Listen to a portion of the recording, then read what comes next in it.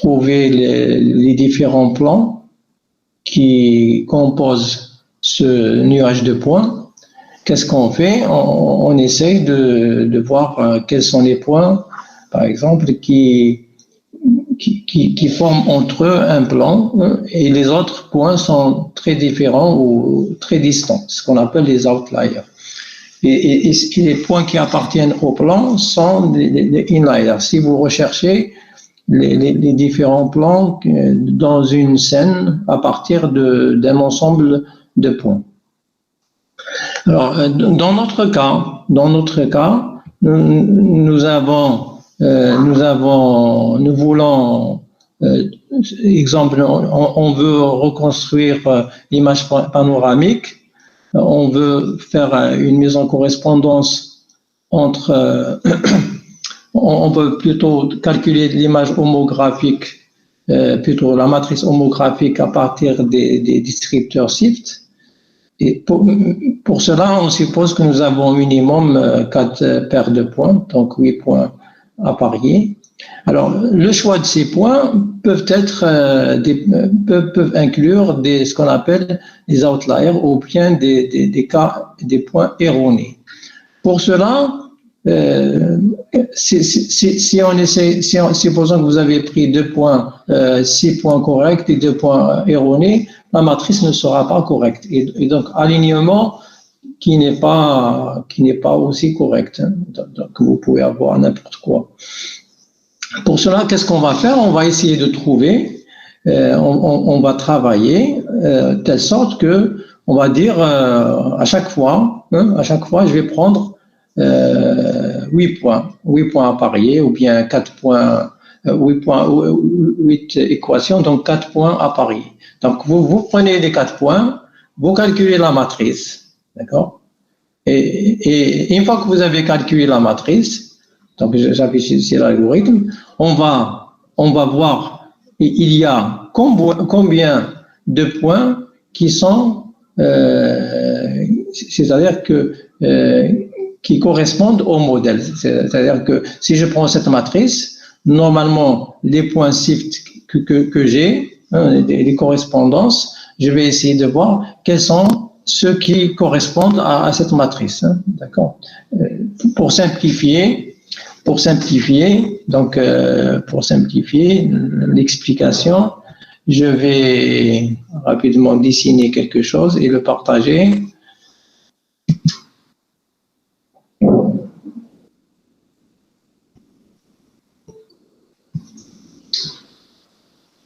Alors, un moment. Alors, je vais arrêter ce partage et je vais partager un Paint.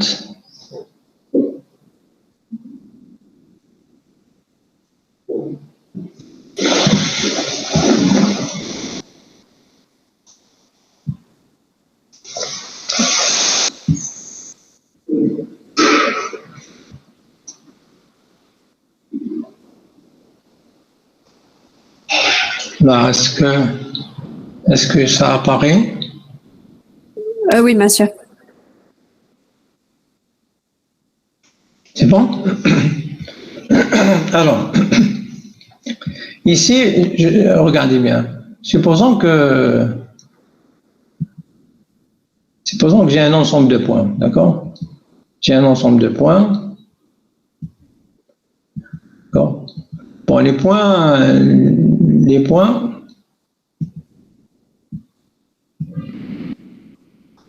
Voilà. Voilà.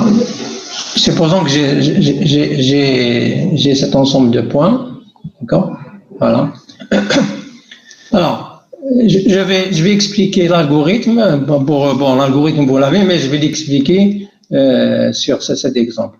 J'ai un nuage de points. Bon, les points ici que vous voyez sur ce plan, ils ne sont pas nécessairement planaires entre eux-mêmes.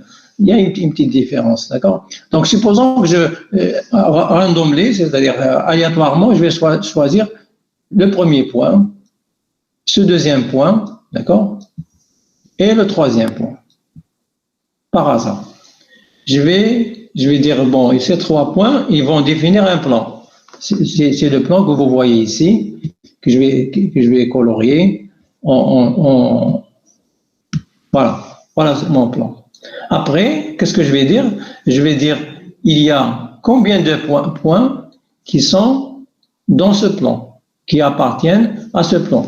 Et ça veut dire quoi? Ils appartiennent à ce plan. Ça veut dire que la distance entre le point et le plan, elle est inférieure à une certaine erreur. Exemple ici, vous avez cette distance.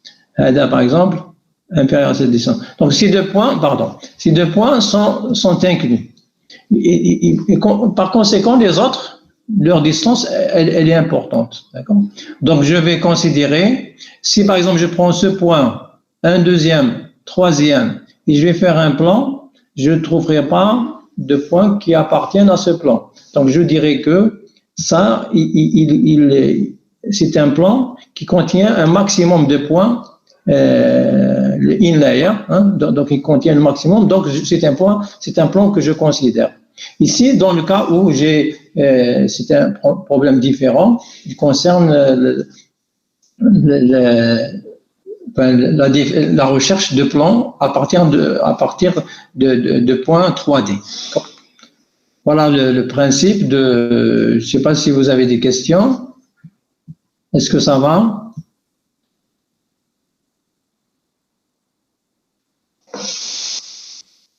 Est-ce que ça va? Est-ce qu'il y a un commentaire? Je vais répéter. Alors maintenant, je vais répéter en utilisant mon algorithme. D'accord? Alors, mon algorithme, je vais effacer ça. Sélectionner tout. Je vais effacer. Voilà. Alors, mon algorithme, il me dit la chose suivante. J'ai une image, d'accord? J'ai une autre image, d'accord? Alors, supposons que, je vais écrire ça. Supposons que j'ai des mises en correspondance suivantes. Ce point, il correspond à celui-ci. D'accord? Ce point, c'est un descripteur qui est appareil avec celui-ci. D'accord? Supposons que vous avez ça, il est appareil avec celui-ci. D'accord? Supposons que vous avez ça, il est appareil avec celui-ci. Alors, je vais prendre une autre couleur. Supposons que c'est ça, il est appareil avec ça. C'est une fausse correspondance, d'accord? Supposons que ça est appareil avec ça. Bon, donc, alors vous voyez ici que, bon, donc je vais effacer ça.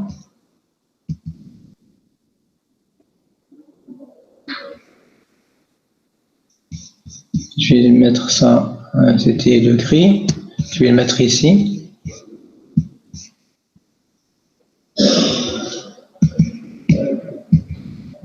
Voilà. Alors, j'ai 4 bonnes correspondances. J'ai une 5e fausse et 6e fausse. Voilà. Alors, supposons que j'ai d'autres. Bon, je vais dessiner en jaune. Elle est bonne. Je vais prendre aussi celle-ci, elle est bonne.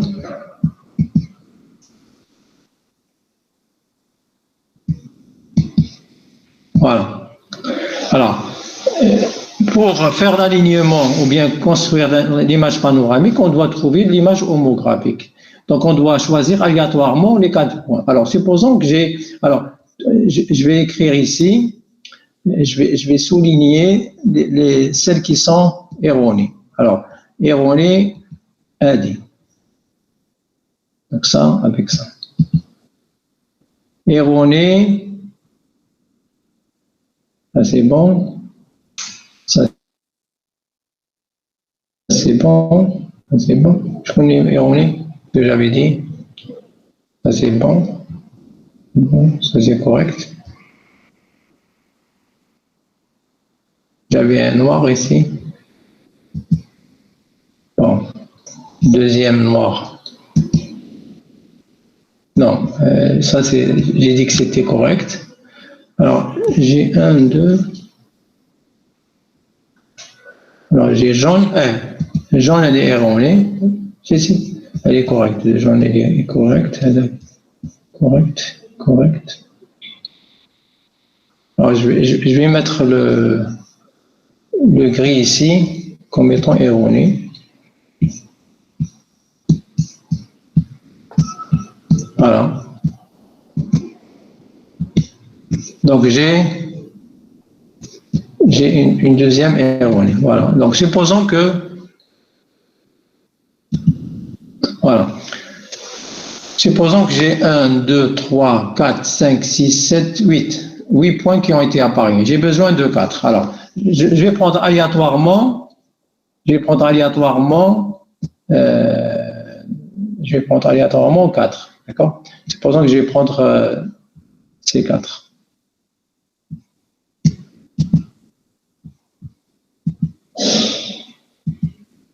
D'accord? Alors, ça veut dire quoi? Je vais prendre ça.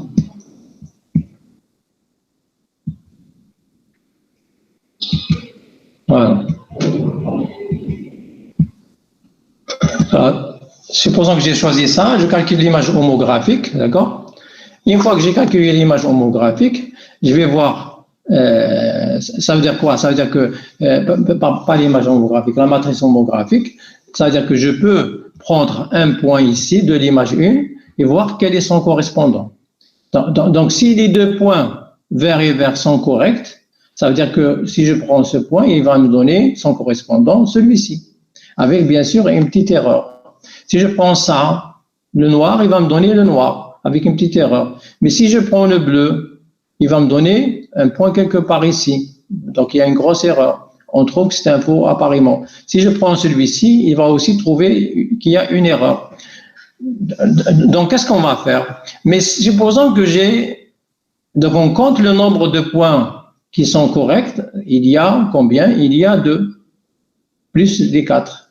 Maintenant, si je prends 4 autres points, par exemple, si je prends ces points aléatoirement, et je prendrai les correspondants ici, je vais calculer la matrice homographique, et si je calcule après la vérification, je ne trouverai pas de points, parce que la matrice elle est erronée, je ne trouverai pas des inlayers par rapport à cette matrice, parce que c'est une matrice quelconque.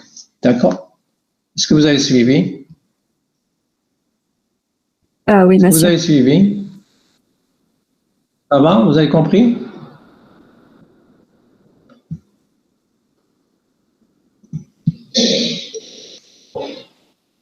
Voilà, donc je reviens maintenant à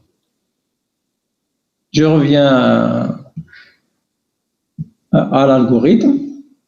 Hein? Voilà, l'algorithme, qu'est-ce qu'on fait? On va choisir aléatoirement donc un minimum de points pour trouver la matrice. Donc le modèle ici, c'est notre matrice. Après, donc je vais calculer cette matrice et je vais calculer pour chaque point, pour chaque paire de points shift que j'ai localisés, j'ai supposé qu'ils sont mis en correspondance. Je sais qu'il y a des outliers, des fausses correspondances. Je vais calculer quels sont les points que je peux transformer de la première image vers la deuxième image et j'ai une erreur très petite, inférieure à epsilon. C'est-à-dire que c'est un bon appariement par rapport au modèle. Et voilà, donc à chaque fois, je prends 4 points aléatoirement et je calcule la matrice. Je vais voir quels sont les points qui sont normalement en correspondance, qui vérifient le modèle. Et à la fin, je choisirai le modèle qui a le nombre de points linéaires, c'est-à-dire qu'il aura un maximum de points. Il est cohérent. Alors, on a une illustration juste après. Donc, supposons que vous avez pris aléatoirement 2 points, vous avez tracé une droite. Alors, il y a combien d'inlayers ici? Il y a 2. D'accord? Après, je prends 2 points aléatoirement ici, je vais tracer la droite. J'ai combien d'inlayers? J'ai 4. 1, 2, 3, 4. Après, je prends aléatoirement 2 points, 1, 2. il y a combien in d'ailleurs? Il y a 3. Vous voyez, 3. Après, je prends 2 points ici aléatoirement. Hop, j'ai un nombre in d'ailleurs, c'est 20. Et si je continue, j'aurai moins de 20. Et donc, c'est ça. Ça, c'est une des droites possibles. D'accord? C'est l'approche de Reinsack. La même chose en 3D si on veut calculer les différents plans qui arrivent qui définissent ou bien qui incluent les points 3D à partir donc de Reinsack. Est-ce que c'est clair? Oui, monsieur. Voilà. Alors pourquoi on fait ça? Parce que à chaque fois maintenant, si on veut faire n'importe quel traitement en informatique, plutôt en informatique et spécialement en computer vision, si on ne connaît pas a priori quels sont pour résoudre un problème, exemple, vous avez un nuage de points, comment vous allez définir l'ensemble des plans qui constituent des points? On travaille comme ça, d'accord? En recherche, on va fixer 3 points, on va chercher quels sont les points les plus proches. Si vous trouvez ça, eh ben, c'est bon, vous avez pris une bonne base. La même chose, si vous avez détecté SIFT sur deux images en correspondance, vous ne savez pas quels sont les faux appariements. Alors qu'est-ce qu'on fait?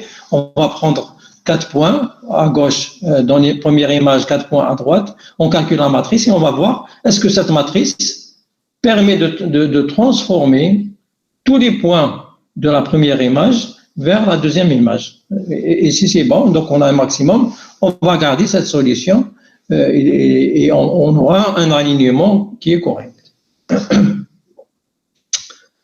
Non, c'est pas le KNN. KNN, c'est les plus proches voisins. Vous allez voir après au niveau du TP qu'on va faire appel à Reinsack dans la résolution du problème de la matrice de l'homographie. D'accord? Je suppose que, bon, alors je peux vous faire un test, une démo.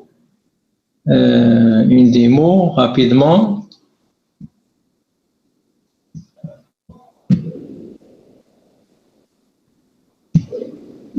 Pour terminer avec le premier chapitre. Alors rapidement.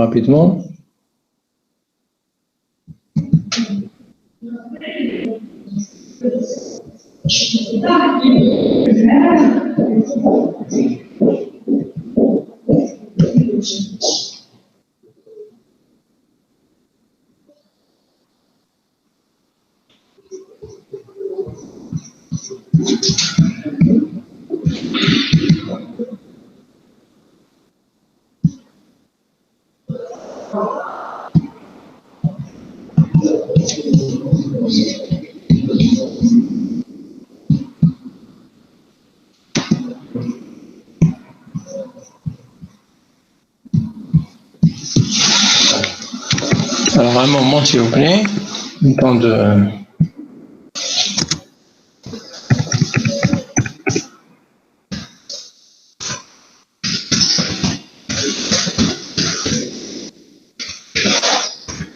Et donc, conclure pour ce chapitre, qui sera bien sûr terminé en séance de TP. On verra les différentes... quelques applications donc de déformation warping en utilisant la matrice d'homographie et on verra aussi comment faire l'image panoramique. Vous aurez des exercices à faire. Alors aujourd'hui on va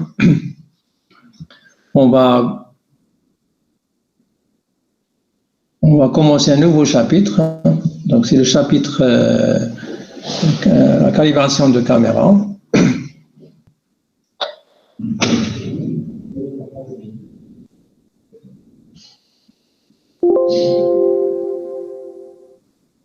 Est-ce que le partage est visible? Oui? Oui.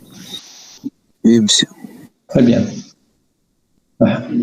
Alors, aujourd'hui, on va voir concrètement comment calibrer une caméra et comment réaliser un système stéréoscopique simple. Là, vous aurez aussi après un project. Hein. Donc, 2.5 projet. Alors, bien sûr, bon, pour répondre à la question de vos camarades, Merali, il est là. Vous êtes là? Le délégué. Oui, monsieur. Okay, là? Vous êtes là? Très bien. Oui. Bon, vous avez posé une bonne question, c'est la question de vos camarades. C'est vrai que les projets. Bon, ma réponse est la suivante. Je ne peux pas vous donner dès maintenant tous les projets parce que vous ne saurez pas qu'est-ce qu'il y a dans l'un ou l'autre projet. Je ne peux même pas l'expliquer. Donc, c'est au fur et à mesure. Alors maintenant, si quelqu'un, donc vous avez la liberté, quand j'ai dit on peut prendre 3, 4, 5, il n'y a pas une loi. Si tout le monde veut faire le premier projet, ben, que tout le monde le fasse. Il n'y a même qu'à se moucher. Maintenant, si vous voulez apprendre, si vous voulez vraiment apprendre, vous faites le premier, le deuxième, troisième, quatrième, cinquième, sixième, etc. Si vous cherchez uniquement la note, eh bien, vous prenez le premier, vous le faites, vous avez le temps et ça s'arrête là. Voilà, c'est ma réponse. Tout le monde peut faire le premier projet, ils seront notés sur le premier projet. Et pour moi, ce qui compte, c'est le savoir. D'accord? Mais non, mais le projet, c'est un projet, le projet que j'ai donné, c'est un projet d'une semaine, 10 jours, pas plus. Donc, la philosophie, c'est, quand je donne des projets, c'est pas, c'est pour que les gens suivent. Et moi, je serais un peu déçu que des étudiants, ils font des calculs, mais moi, je fais d'autres calculs. D'accord? On va dire des calculs, on va dire d'autres calculs. Bon, donc ça, c'est la première réponse. Donc, vous êtes, j'espère qu'elle vous pouvez faire 1, 2, 3, tous les projets. Donc, et bien sûr, celui qui fera plus de projets n'aura pas plus de points, non. Minimum, vous faites 1. Vous choisissez. Donc, j'espère que c'est bon. Maintenant, si vous faites plus, c'est pour vous. Voilà.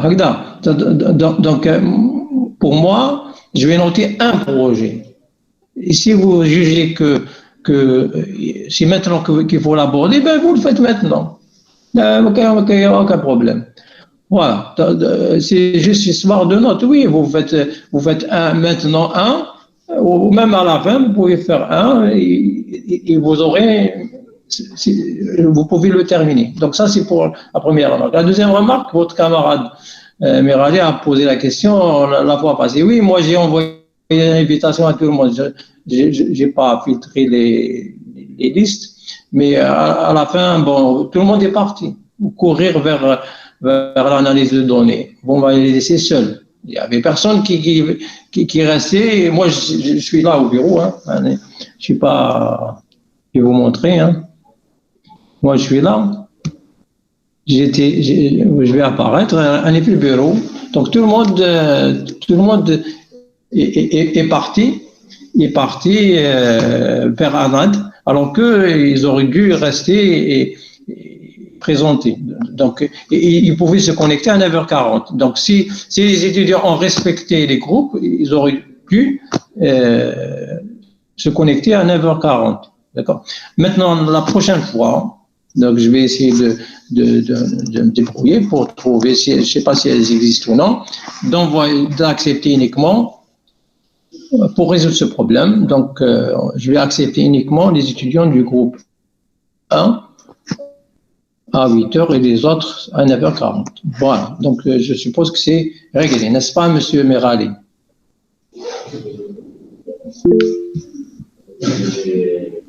Oui, monsieur, نقدر نديرو هكاك جروب كل ساعة اون كا ما كفاتناش كيفاش نديرو؟ اسكو بعثوا لك الخدمة تاعهم ولا كيفاش؟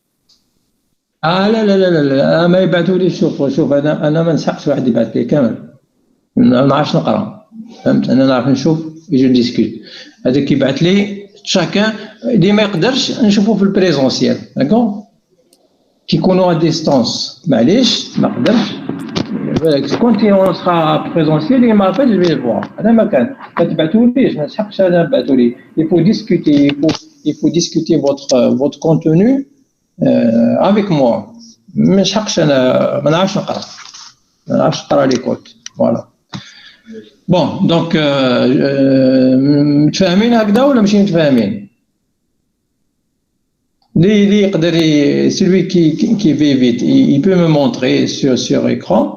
Maintenant, quand on est à distance, celui qui n'arrive pas à terminer, il va me montrer en présentiel. Voilà, donc je suppose que c'est réglé. Voilà. Donc maintenant, je reviens au slide, d'accord. Alors, j'ai dit que, donc pour résumer, dans le premier chapitre, on a consacré ça fait 2 séances et une demi-heure. Donc, on a compris normalement SIFT. On sait comment calculer la matrice qui fait la transformation des points d'un plan vers un autre. On peut faire plusieurs applications. Vous allez voir après la démo le jour du TP. Je vous enverrai le code avant pour vous le tester vous-même. D'accord. Alors aujourd'hui, on va voir comment calibrer la caméra. Alors, tout d'abord, donc, je vais introduire, parler de caméra, d'accord. Parler de la caméra. Après, on verra le modèle linéaire d'une caméra, donc les équations. Après, comment calibrer une caméra. Ici, vous aurez un TP, donc vous allez calibrer la caméra de votre téléphone. Après, on verra le système stéréo. Alors, tout d'abord, ici, vous voyez, bon, ça, c'est un système stéréoscopique. Hein. Il n'est pas pris de l'université de Washington, ni de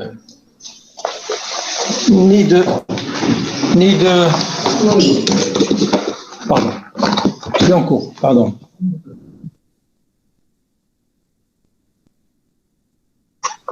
Alors, ça c'est ce que j'ai.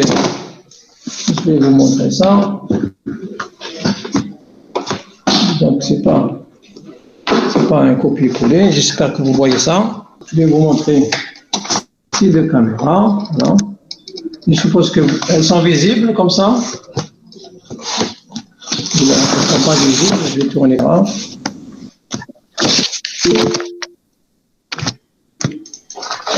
Monsieur, votre écran est noir. Non, c'est comme ça. Mon écran est noir. Oui. Ah. Mon écran est noir. Est-ce que vous voyez, pas mon écran, est-ce que vous voyez mon visage sur la caméra? Non. C'est pas les slides. Non, mais, ah bon. Attendez, je vais requitter, alors attendez. Vous regardez, parce que moi, au lieu de me... Hein? Oui, monsieur, on voit. Voilà. Au lieu de regarder Slimane Arabi, donc vous voyez, vous allez voir le système stéréoscopique.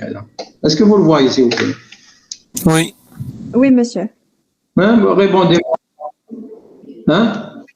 Voilà. Oui. Alors vous voyez, Oui, on le voit, monsieur. Ça c'est une caméra.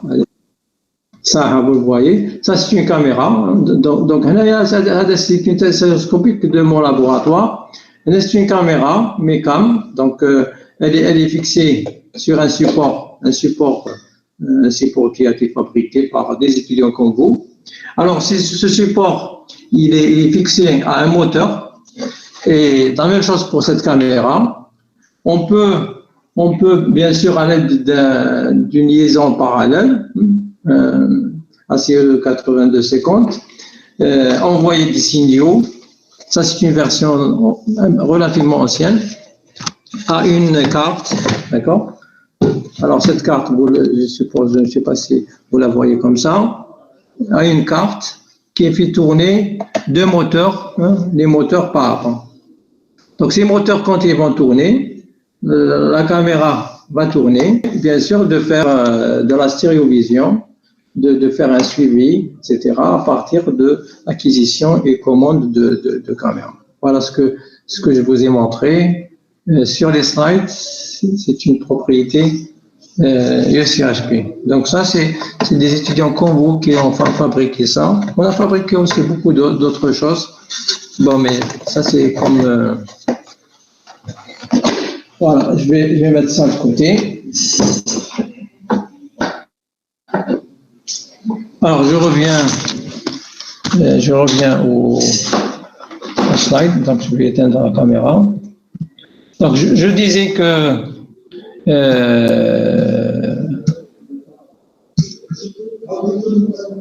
voilà. Alors, je vais partager ça. Voilà. Je reviens au slide. Est-ce qu'ils sont partagés?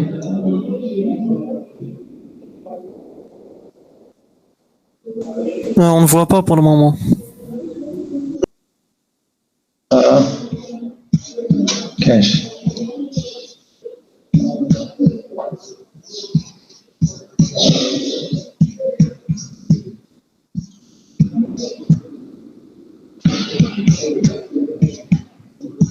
Et maintenant? Ça oui. va? Oui, c'est bon. Oui, monsieur. Oui, ça va. Alors, je disais que une caméra, bien sûr, même c'est valable aussi sur votre caméra qui est embarquée sur votre téléphone ou caméra de votre ordinateur. Une caméra, elle est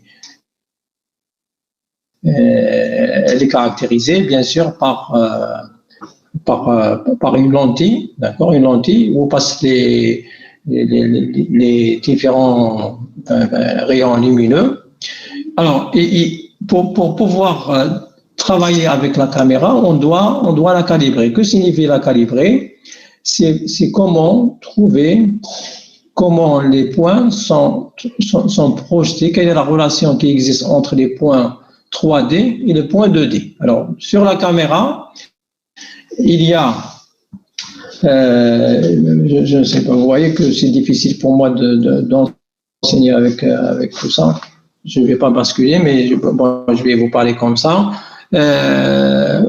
J'ai ce qu'on appelle la zone photosensible ou bien là où se forme l'image, hein, donc là où vous avez des pixels. Les rayons lumineux passent par la lentille. Alors la lentille, ils se projettent sur cette zone photosensible, ils vont fabriquer l'image.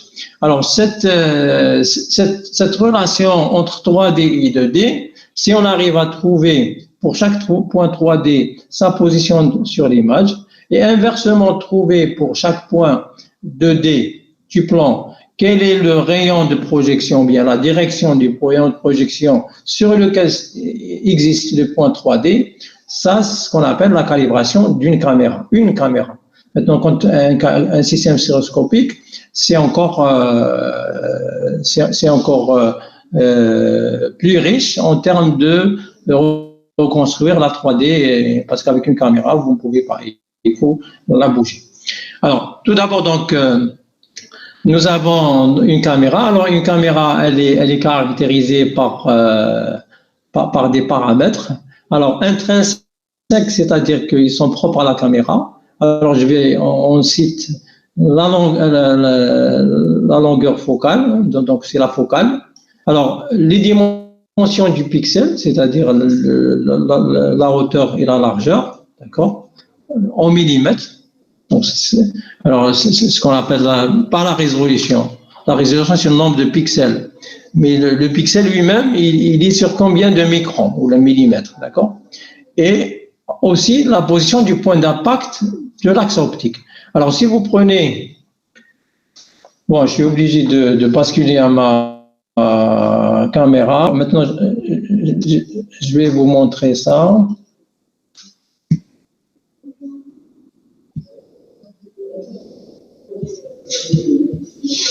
Bon, ça c'est. Est-ce que vous voyez ça sur ma.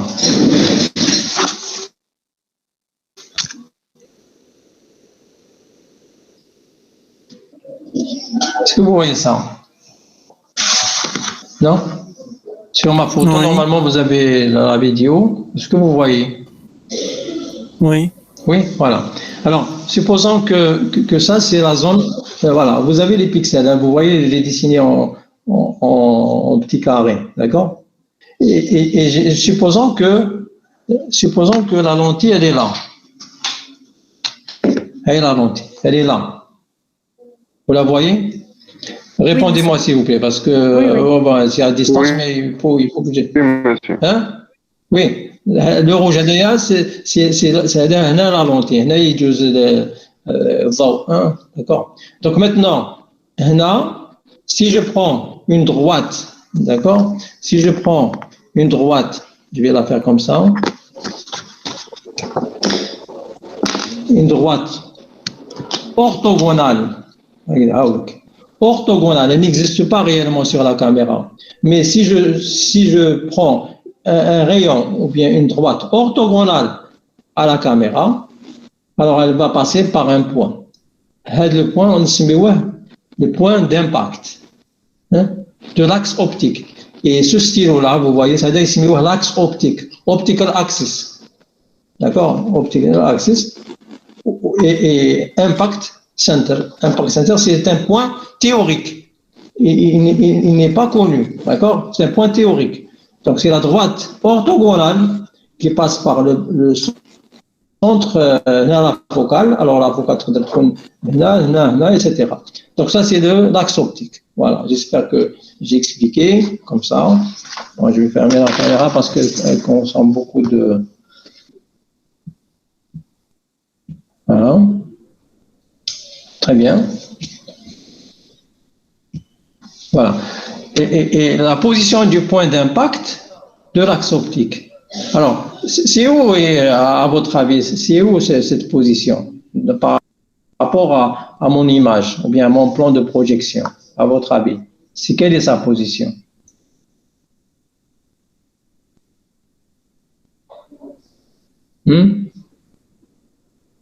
Est-ce que vous avez une réponse?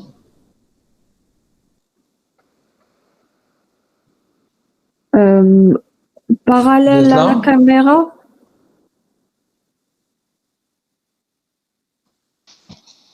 Non, qui se parle de la caméra? Vous prenez une caméra, la lentille, c'est l'axe qui est orthogonal au plan de projection. Il va couper le plan au milieu, oui. Il est au centre de l'image. Plan, d'accord, pardon, oui, au milieu. C'est au milieu. Normalement, c'est au centre. D'accord? Normalement, c'est au centre. Mais réellement, il n'est pas au centre, on ne sait pas. Pourquoi on ne le sait pas? Pourquoi c'est pas au centre? Est-ce que quelqu'un peut me dire?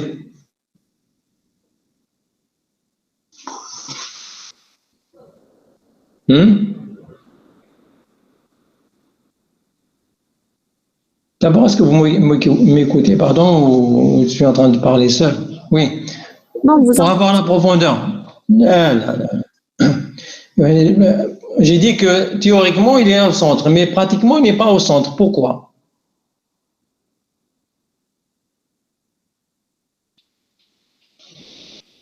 L'image n'est pas carrée. Là, l'image des pixels sont carrés.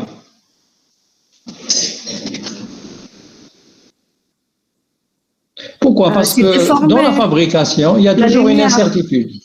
Il y a toujours une incertitude.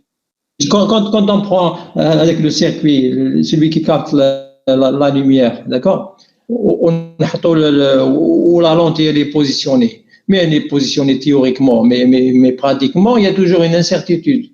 Et cette incertitude, et la lentille aussi, elle n'est pas, il y a aussi des incertitudes. Et donc, le rayon, il ne passe pas généralement par le centre, il est quelque part. Par conséquent, alors j'ai perdu peut-être que... Voilà. Par conséquent, la caméra, donc les paramètres intrinsèques, nous avons aussi cette position, parce que cette position n'est pas connue, elle est inconnue. C'est important de connaître cette position. D'accord? Donc nous avons en réalité F, à longueur focale, je vais l'écrire F, d'accord? Position du point d'impact, alors je vais écrire OX, OY.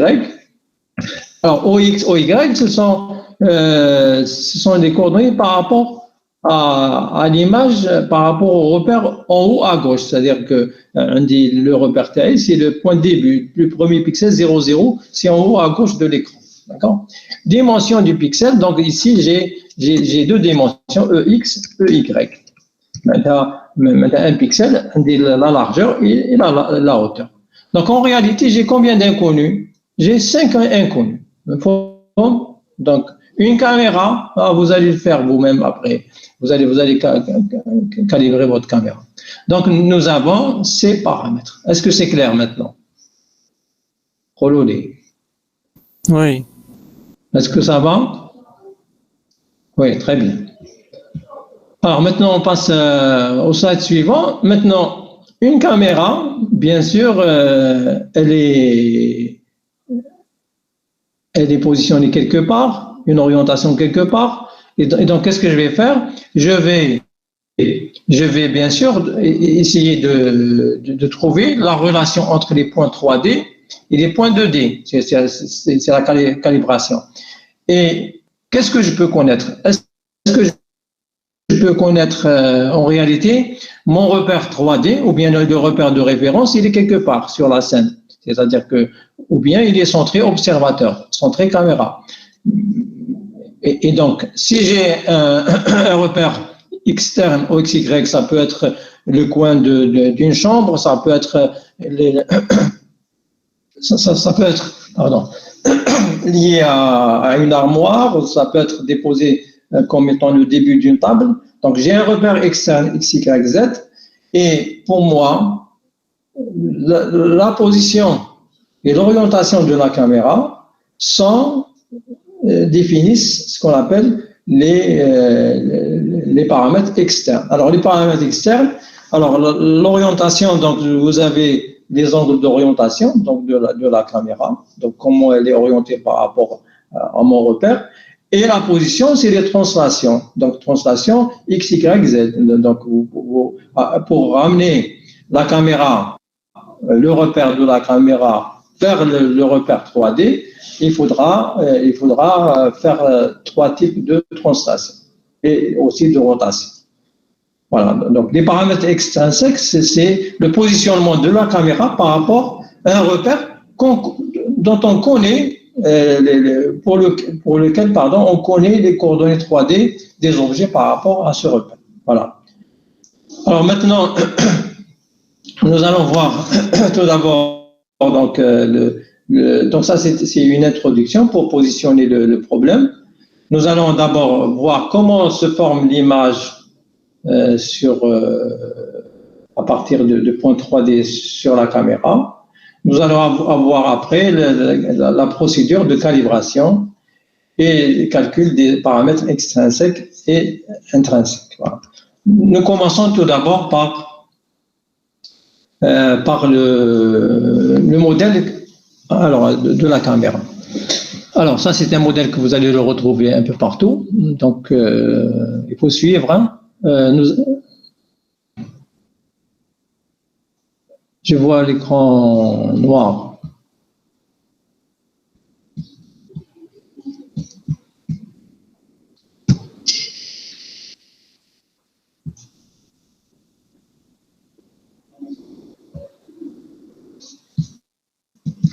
S'il vous plaît, est-ce que vous voyez le partage? Pour moi, je ne le vois pas.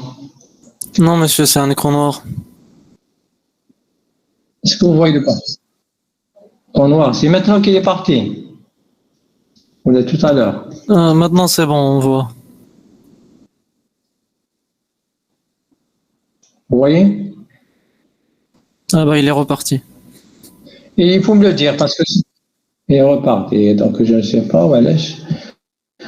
Bon, je n'arrive pas. des fenêtres. On voit maintenant, monsieur.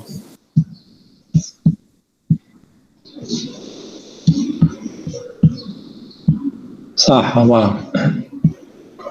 Alors, vous suivez avec moi le raisonnement. Alors, ça, c'est le modèle qui existe un peu partout sur les différents livres depuis l'existence de la computer vision.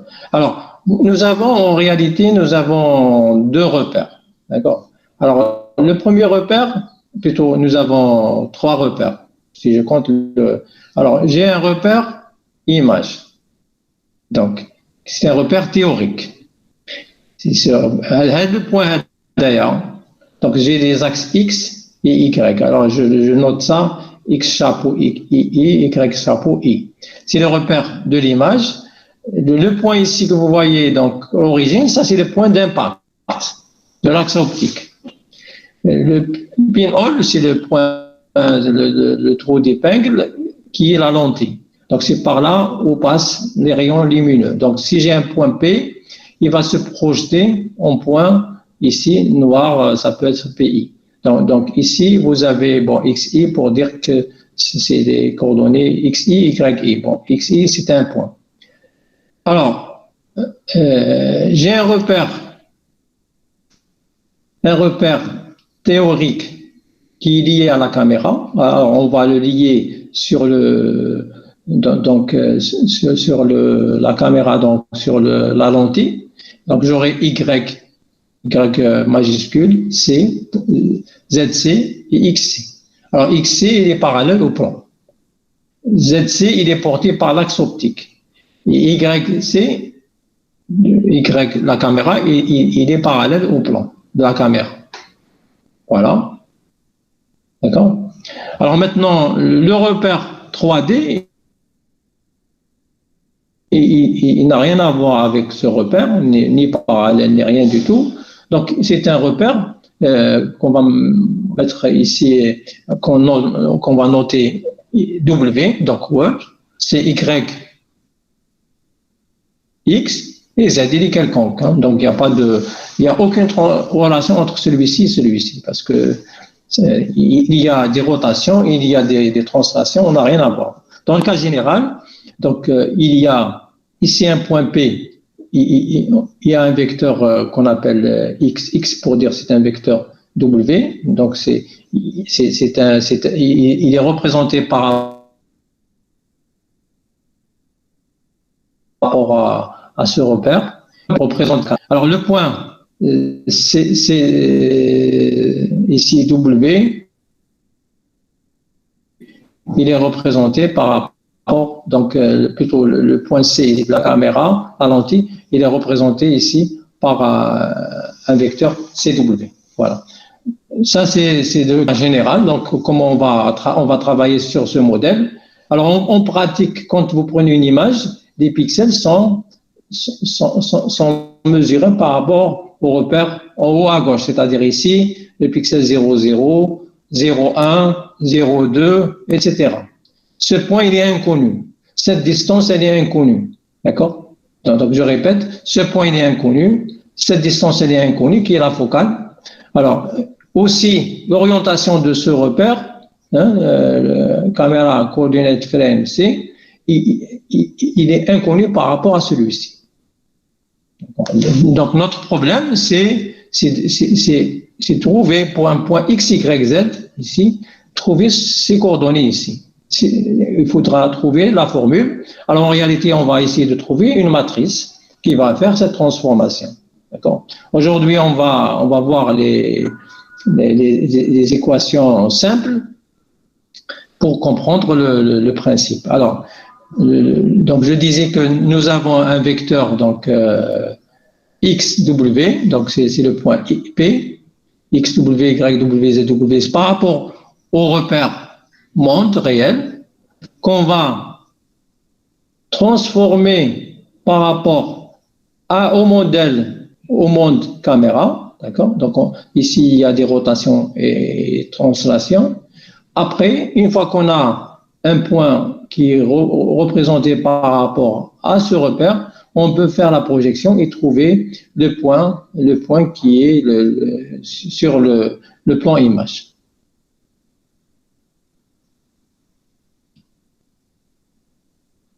Alors, ça va? Est-ce que vous avez compris l'idée? Oui, monsieur. Voilà.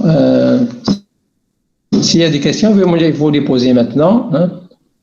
Donc, je répète, pour ceux qui n'ont pas eu le courage de poser des questions, je répète, en réalité, si on ne connaît pas, si on fait abstraction de ça, hein, donc si j'enlève le monde réel, si j'ai les coordonnées P par rapport au repère caméra, je peux facilement trouver. Je vais poser la question, est-ce qu'on peut avoir ça? Est-ce qu'on peut avoir les coordonnées d'un point 3D par rapport au repère caméra qui est lié au centre de projection ou bien la lentille? Est-ce qu'on peut avoir ceci? Est-ce que quelqu'un peut me dire oui ou non? Est-ce qu'il est possible de connaître des coordonnées 3D par rapport au repère caméra qui est XC, YC, ZC?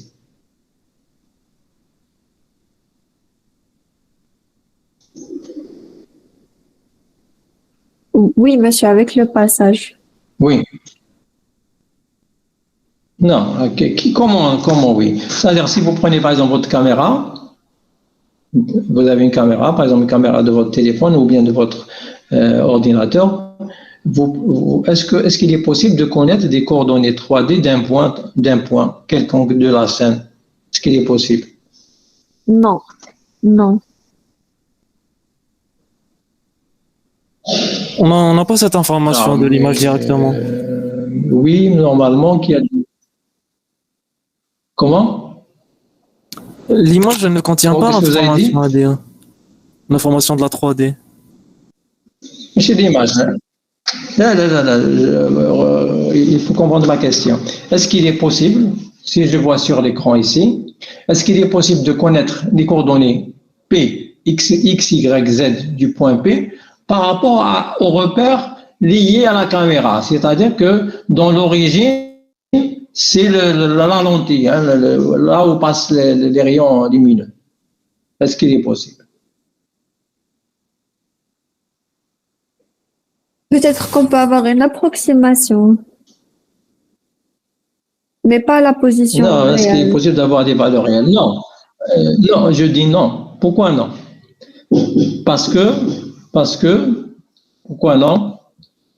Parce que nous ne connaissons pas la lentille, la position de terrain.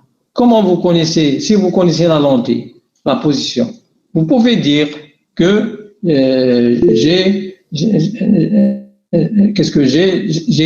un tel point à 10 mètres. Par contre, sur le repère externe, si vous placez votre repère externe, il est parti. Si vous prenez votre repère externe, exemple ici, ça peut être le centre, le coin d'une table, vous pouvez mettre un point et vous dites le point il est à 10 cm X, 10 Y et 20 Z par exemple. D'accord? Le point pinhole ou bien le trou d'épingle n'est pas connu. Donc on ne peut pas relier des points par rapport à ce point. C'est pour cela que on va maintenant développer les équations par rapport à ce repère, mais en réalité, ce repère, on ne connaît pas le point par rapport à ce repère. Il faudra bien sûr, il faut faire la transformation de ce point par rapport à on connaît les points par rapport à ce repère, et non pas par rapport à ce repère. D'accord? Donc, après, on fera la transformation, dans la séance prochaine, on fera la transformation par rapport au repère réel. Est-ce que vous avez compris ou là?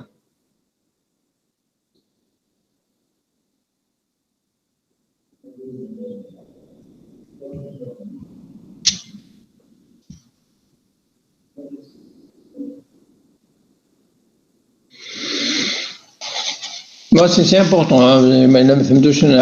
Combien de fois, comme vous voulez. Maintenant, si vous êtes uniquement là pour faire autre chose, après, ce sera un grand problème. Monsieur, vous pouvez répéter s'il vous plaît. D'accord. Je disais que, je vais répéter. Oui, voilà. Je disais que si, en réalité, les coordonnées du point P ne sont pas connues par rapport au repère caméra, pour la simple raison que si vous prenez votre caméra, vous vous dites que le point il est à 10 cm de ma X, Y, Z, je ne sais pas. Je ne sais pas où est-ce qu'il est. D'accord. Mais je sais par contre qu'il est par rapport au repère de la table. Si par exemple je mets une boîte, je peux mesurer le X, le Y, le Z. Le coin de ma boîte, de mon box, il est à 0x, 20y. Donc je peux mesurer les coordonnées d'un point P par rapport à un repère externe, mais je ne peux pas le mesurer par rapport au repère caméra. D'accord? Ça, c'est logique. Donc, qu'est-ce qu'on va faire? On va développer des équations qui vont transformer le point P, sachant que ces coordonnées sont par rapport à cette caméra, mais en réalité, après, on va faire la transformation. On va faire la transformation des coordonnées. Les coordonnées sont données par rapport à un repère externe. Donc, on va faire cette transformation pour qu'il soit par rapport à ce repère pour après faire la projection. باش نديروا la projection. باش نفهمكم la dernière transformation en bas. C'est-à-dire que le point B, il a des coordonnées par rapport à ce repère. Je ne peux pas les utiliser ici. Il me faut les coordonnées par rapport au repère caméra.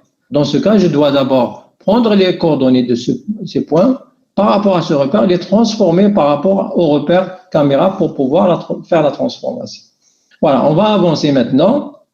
Voilà, maintenant, on était d'accord. Supposons que les coordonnées P sont par rapport au repère caméra. P, en réalité, on ne les connaît pas. D'accord? Ils sont par rapport à un monde réel. Mais supposons qu'ils sont par rapport à notre repère caméra. Alors, supposons que P, il a des coordonnées XC, YC, ZC. D'accord? Il a 3 coordonnées par rapport au repère caméra. Est-ce que ces coordonnées, on les connaît? Répondez-moi par texte ou par voix. Est-ce qu'on les connaît?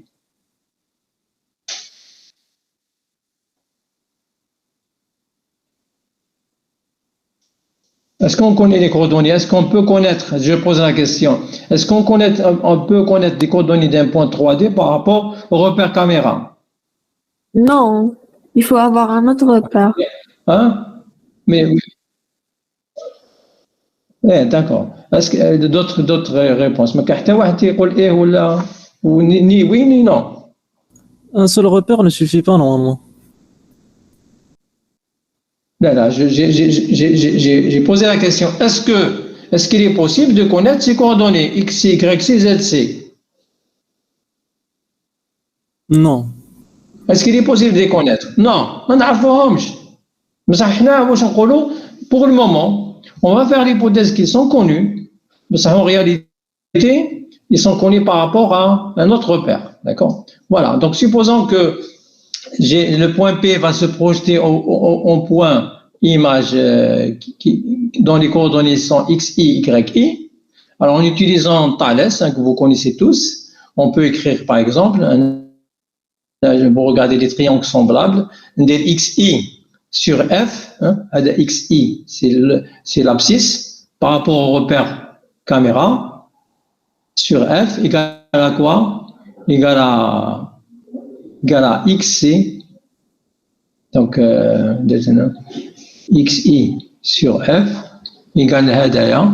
Donc ça c'est égal à XC sur ZC. Voilà, vous avez deux rectangles semblables. Est-ce que vous êtes d'accord? Et YI, la même chose, YI sur F égale à YC, d'ailleurs, sur ZC. Voilà, c'est une astuce c'est des équations qu'on peut tirer à partir des triangles semblables.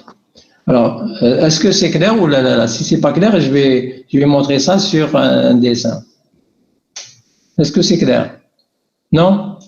Est-ce que vous pouvez montrer ça sur un dessin? Non, là, tout le monde dit. Ah. Alors, je vais arrêter la présentation. Copier.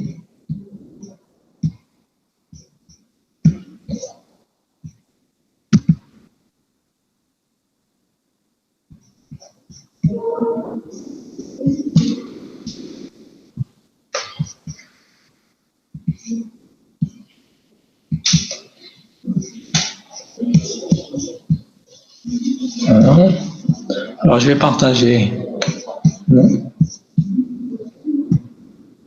Alors, je vais partager ça.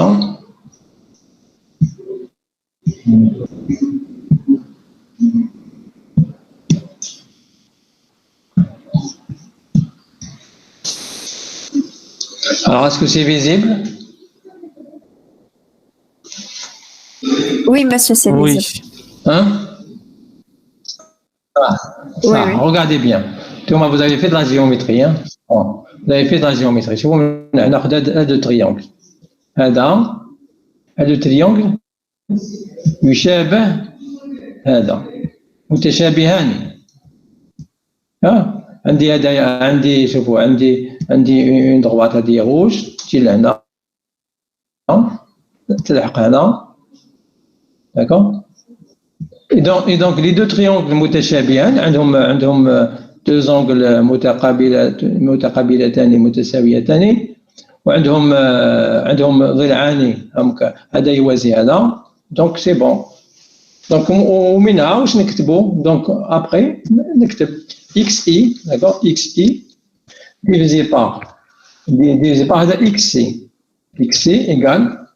égale quoi? ماشي هكذاك ندير xi divisé par f. F c'est la focale égale quoi? Égale xi divisé par zi. هذه c'est la focale. هنا عندي la focale c'est la distance entre le point هذا centre نقولوا نسميوه C, d'accord? Voilà. D'accord? Ça c'est la focale. Donc xi divisé par f égale à xc divisé par zc. Zc c'est l'ordonnée, c'est la z coordinate du point P. Est-ce que ça va maintenant?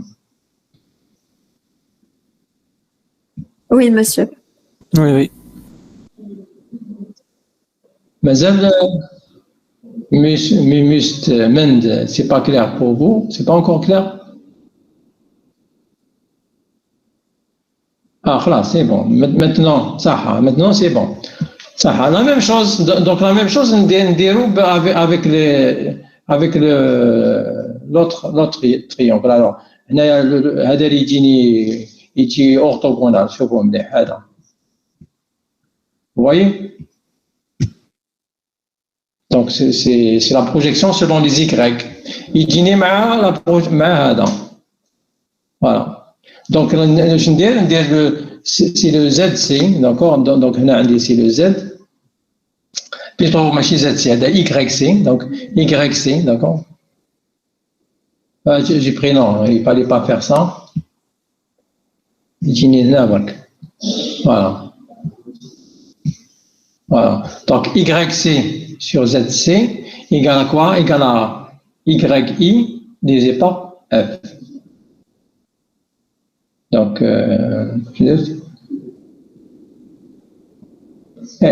je vais faire, pardon, relate les triangles, c'est pas ça. Mais je vais prendre celui-ci, Adam. Voilà, Adam. Voilà.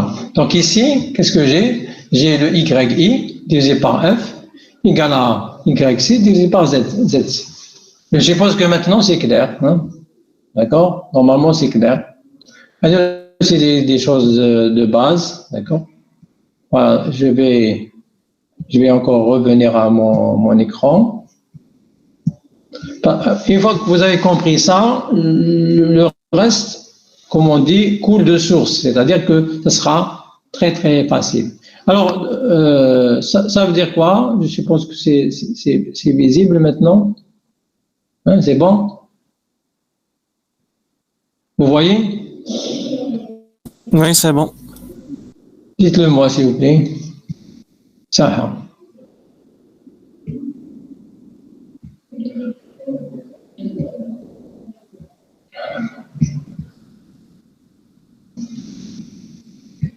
Alors, on peut bien sûr transformer ces équations. On peut écrire xi égale à f xc sur zc, y égale f yc zc. Ça veut dire quoi? Ça veut dire que si vous connaissez la focale, les coordonnées 3D, vous pouvez trouver xi, yi. C'est-à-dire que si je connais la focale, je connais xi, yi de zi du point x, y, z du point P par rapport à la caméra, ils sont appelés xi, zc, yc. Je peux facilement calculer xi et y. C'est bon. Alors maintenant, on a en réalité les xi, yi, c'est-à-dire que en réalité ils sont donnés par rapport à, c'est-à-dire ils sont donnés en termes de pixels, mais en réalité il faudra les calculer, donc en utilisant, ils sont donnés en millimètres, hein, il faudra les calculer en pixels, ou bien inversement, si vous avez la focale en millimètres, ou bien vous avez la focale en pixels. Donc qu'est-ce qu'on va faire? Donc en réalité, nous avons en pratique, nous avons des coordonnées qui sont en pixels, et si je prends la densité mx et my sont le nombre de pixels par millimètre, d'accord? C'est-à-dire que supposons que xi c'est 1 millimètre, et dans 1 millimètre vous avez 100 pixels, et bien ça sera 100 pixels. C'est ça la densité, d'accord? Alors dans ce cas, on va écrire les coordonnées, au lieu de les écrire comme telles, on va les écrire par rapport, bien sûr, au repère pixel, on va l'écrire comme ça. Ça, c'est théorique. Donc, les équations ici sont données en mètres, en unité. Bien sûr, la focale, on va vous la donner en mètres. Des coordonnées xc, yc, zc, c'est donné en mètres. Et donc, vous allez avoir xi en mètres ou bien en millimètres. Mais, si vous voulez calculer leur position sur le plan image, il faut donner des pixels. Alors, pour calculer les pixels, il faudra connaître la densité, ou bien ce qu'on appelle, bien sûr, la taille, c'est la taille du pixel. Qui dit mx, my, ça veut dire que vous avez le nombre de pixels par millimètre, et donc vous avez la taille, les dimensions d'un pixel. Donc, on écrira les coordonnées u et v comme étant mx fois xi, d'accord, et v, my fois yi. Ça, c'est pour trouver le nombre de pixels. Voilà. Donc, alors, pour moi, maintenant, les inconnus, donc, pour calculer les coordonnées, donc, j'ai besoin de la focale et aussi de la taille du pixel ou bien la densité de pixels par millimètre. Et donc, j'ai mx, f, my, f. Donc, ça, c'est un des problèmes. Et le second problème, ce sont les coordonnées du point d'impact. Alors, si pour moi, les coordonnées sont données par rapport au centre, en réalité, ces coordonnées-là ne sont pas par rapport au centre, c'est par rapport à gauche. Et par conséquent, cette position, en réalité, moi, quand je calcule les coordonnées, si je vous dis calculez-moi les coordonnées d'un pixel, vous allez les calculer par rapport au point haut à gauche. Vous dites qu'il est à 0,2. D'accord? 0,2, c'est pas par rapport à ce point. Parce que Ce point, il est inconnu. Donc, comme il est inconnu, donc je dois donner ces valeurs au niveau de l'équation. Donc, j'écrirai U égale mx xi plus OX. C'est-à-dire que OX sont les coordonnées par rapport au repère. Par rapport au repère centré en haut à gauche. La même chose pour le V. Et par conséquent, j'aurai, pour calculer les coordonnées 2D d'image par rapport au repère image qui est centré en haut à gauche, qu'est-ce que j'ai besoin? J'ai besoin de OX, OY qui sont des coordonnées du point d'impact. J'ai besoin de la focale. J'ai besoin de MX, MY. D'accord? Et si je connais bien sûr XC, YC, ZC. Je sais que c'est pas facile à comprendre tout ça, mais qui a compris?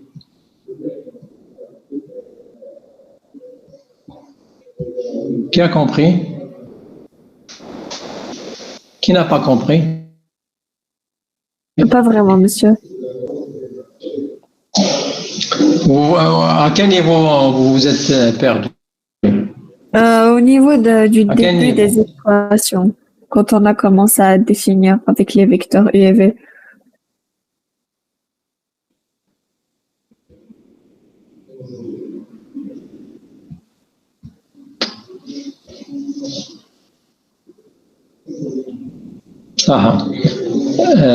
Donc jusqu'ici,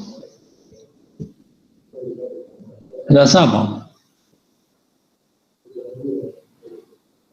Oui, c'est ça. Là ça va. Ici ça va? Ça va. Donc ce slide c'est identique. Alors, en haut c'est identique. D'accord? Alors maintenant, XI, il est donné en millimètres. Vous êtes d'accord? Si je vous donne XC, YC, ZC, je vous donne la vocale, vous calculez XI en millimètres. D'accord?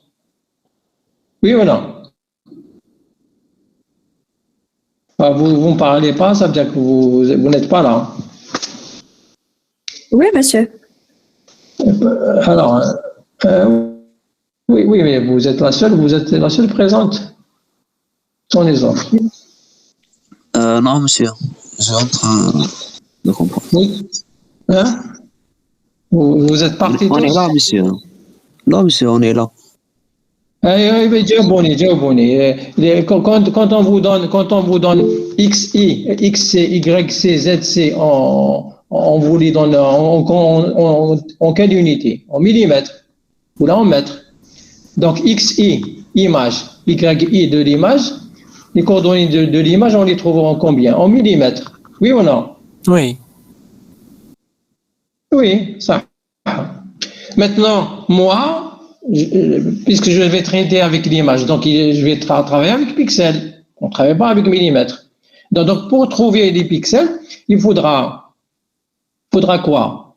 On a des millimètres. Donc je remplace millimètres. Avec, par exemple, j'ai trouvé 20 millimètres. X ou YI, c'est 50 millimètres. Millimètre, d'ailleurs, 1 millimètre fait, par exemple, 10 pixels. Alors, 1 millimètre fait 10 pixels. Ou là, 50, ça sera multiplié par 10. Donc, je vais multiplier par 10. Donc, je vais convertir le millimètre par pixel. Et j'appelle cette conversion, donc MX, si pour moi, 1 millimètre, il contient selon les X 10 pixels, donc MX devient égal à 10. MY égale par exemple à 10, si les pixels sont carrés. Donc 1 millimètre sur l'axe des Y, c'est 10 pixels. Donc je vais convertir mon équation. Alors mon équation devient quoi? Elle devient la chose suivante. Elle devient U, c'est le nombre de pixels. On chez X égale mx fois xi égale mx fois f, xc, zc, etc. Est-ce que vous êtes d'accord jusqu'ici? Dites-moi à vive voix. Est-ce que vous êtes d'accord? Oui. Les coordonnées du point de projection en pixels. Donc j'ai besoin هذاك لو مليمتر نبدلو نقول شحال كاين مليمتر شحال كاين بيكسل في المليمتر. Donc je vais multiplier par le facteur. Facteur c'est en réalité c'est la dimension du pixel. Donc je dirais si on est 1 millimètre, j'ai 10 pixels, ça veut dire que le pixel est 1/10 de millimètre. D'accord? Donc jusqu'ici ça va. Ça va. Ça UV, les coordonnées sont par rapport au centre. Ils sont par rapport au centre. Oui ou non? Ça va. Mais ça en réalité, localisez-moi le pixel qui est à 10 pixels X, 10 pixels Y par rapport au point centre. Où je dirais? T'as vu le centre? T'as vu le point d'impact de Thomas? Non, on ne connaît pas. Est-ce que vous le connaissez? Non, bien sûr. Non, on ne le connaît pas. Non, ça veut dire que, on a trouvé, bon, supposons on a trouvé des coordonnées 10, 10. 10 pixels à gauche, 10 pixels selon les X, 10 pixels en bas. Donc, par rapport à ça. Mais je ne connais pas. Donc, on peut les 10, 10 par rapport au centre. Mais ce centre, il est à un inconnu pixel par rapport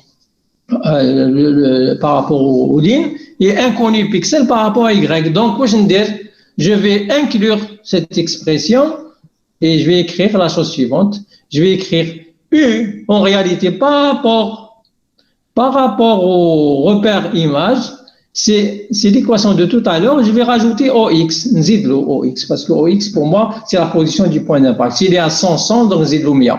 Mais pour moi, OX, il est inconnu. Pour OY, il est inconnu, donc nzidhom. D'accord? Donc, supposons que j'ai trouvé 10, 10, c'est le point pixel, c'est mon point image, il est à 10, 10 par rapport au centre.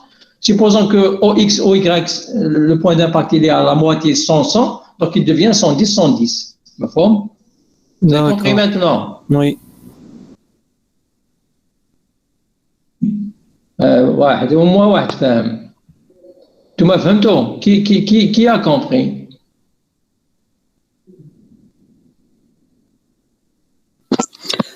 monsieur. تا واحد. Oui, أنا فاهم. C'est clair, monsieur. Hein? Oui. فهمت. صح. شكون ما فهمش؟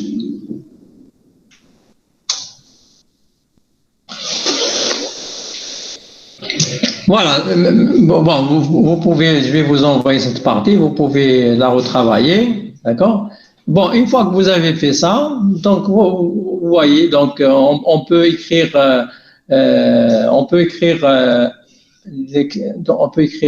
mx fois f comme étant un seul inconnu au lieu de deux inconnus, my fois f un seul inconnu, ça veut dire quoi?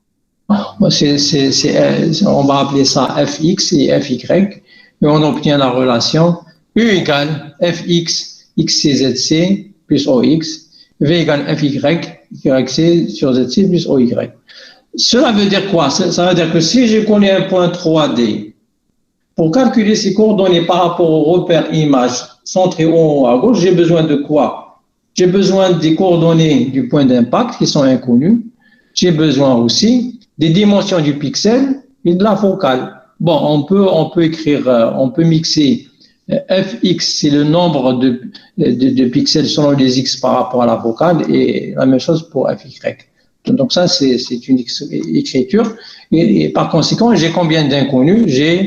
J'ai 4 inconnus. Donc c'est fx, fy, ox, oy.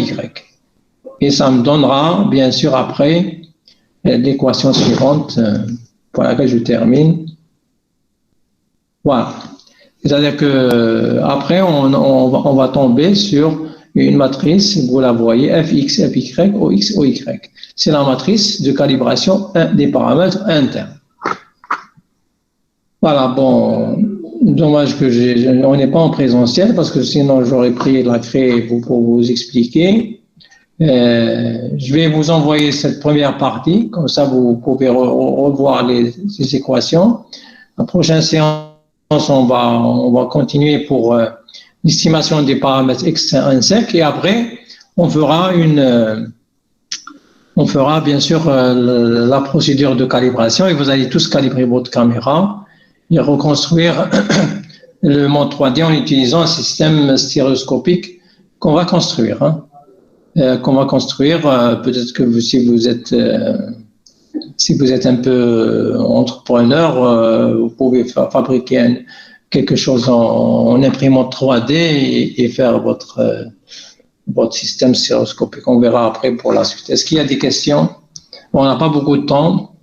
C'est terminé, 11h10. Est-ce qu'il y a des questions? Est-ce que vous pouvez ajouter des commentaires sur les points d'impact? Oui, je vais rajouter des commentaires. D'accord. Je vais vous envoyer la première partie avec des commentaires. Et bon, ça peut vous aider à réviser correctement. Voilà, s'il y a d'autres questions.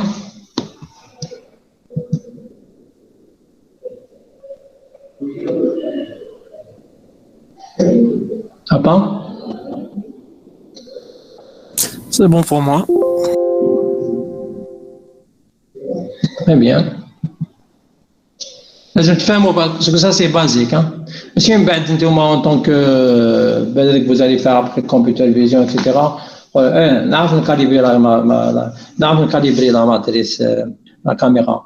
Je vais directement vers OpenCV. Hop. Oui, mais après si vous voulez discuter de la calibration avec quelqu'un, vous ne savez pas que c'est quoi cette calibration. On vous parle des paramètres, on vous parle de ça. Mais ça, il faut le connaître une fois pour toutes. Ça ne veut pas dire que demain, on va utiliser OpenCV, n'ayez pas peur. Mais les fondements théoriques, il faut les connaître. C'est comme tout ce qui a été fait, on ne va pas inventer la roue, on va utiliser pour faire autre chose, pour faire des applications. Et si vous faites de la recherche après, ou là vous êtes un ingénieur en imagerie, etc., vous avez des notions approfondies et vous avez un bagage pour répondre à toute question ou bien pour comprendre tout problème qui peut survenir lors du développement de vos applications. Sinon, bon, le reste, c'est facile à faire. Voilà, j'espère terminer la prochaine fois ce chapitre et entamer bien sûr le niveau applicatif de la calibration. Voilà, merci. La prochaine. Merci, monsieur. Bonne journée. Au revoir.